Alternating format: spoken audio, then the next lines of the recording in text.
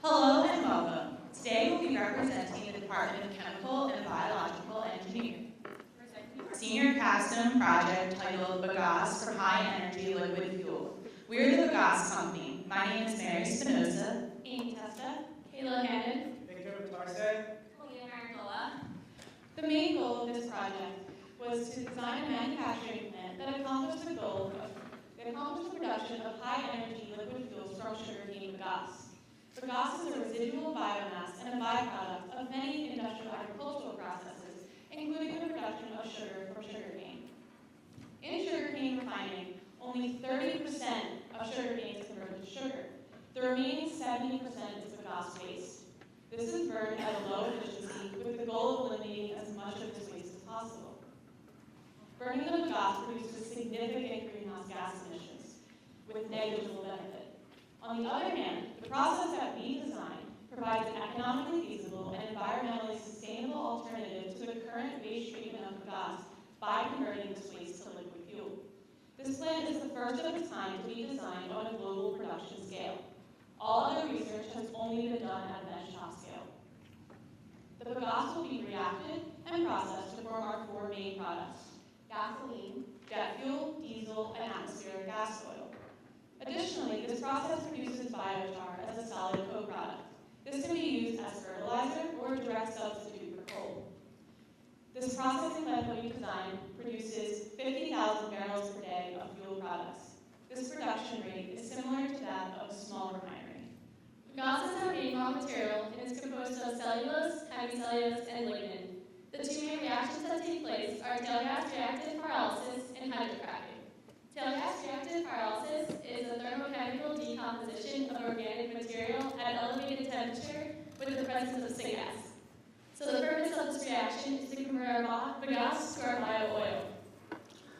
The cellulose and hemicellulose in this process are converted to heavy bio-oil, while the lignin is converted to biochar. After pyrolysis, the bio-oil must be further treated, and this is done by the hydrocracker. Hydrocracking is a catalytic chemical process used to convert long hydrocarbon chains into more valuable, shorter chains. So in our process, the heavy bio-oil must be processed into lighter bio-oils. Here you can see a simplified process schematic. First, the bagasse is received and must be dried and milled. Energy and material balances were done in order to figure out the moisture content leaving the system and the heat required that must be added to the bagasse. This information was used to design heat exchangers and dryers, determining their surface areas and duties. Next, the bagasse must be reacted with tail gas reactive pyrolysis to form the bio-oil. The most important part of the design here is the pyrolysis riser, which is a tall, narrow reactor. The riser effluent contains syngas, bio-oil, char, and water. This mixture must be separated, requiring the design of cyclones, compressors, pumps, heat exchangers, heat recovery systems, and a three-phase separator. Next, the bio-oil must be hydrocracked. Here, the most important part of the design is the packed bed reactor and all accompanying equipment, including pumps, compressors, vessels, and heat recovery systems. Lastly, the bio-oil is separated out into products. These products are separated using a system of distillation columns, which include a crude tower and pre-boiled side streamers. Each product leaves the crude tower from a different stage depending on its boiling point range. This system was designed using a process simulator, and each product is then pumped and ready for sale. Overall, rigorous calculations, modeling software, and heuristics were used to size, design, determine the process schematic, and the cost of each piece of equipment. The graph on this slide represents the production breakdown of the final four fuel products and their two boiling point ranges. These final products meet fuel specifications and can be sold directly or can be used in fuel blends. Here is a cumulative discounted cash flow diagram, which is the cash flow after tax and depreciation. Our production facility generates a net present value of approximately $1 billion over an assumed 20-year project lifespan. The revenue is $750 million per year, greatly surpassing both our fixed capital investment and yearly cost of manufacturing.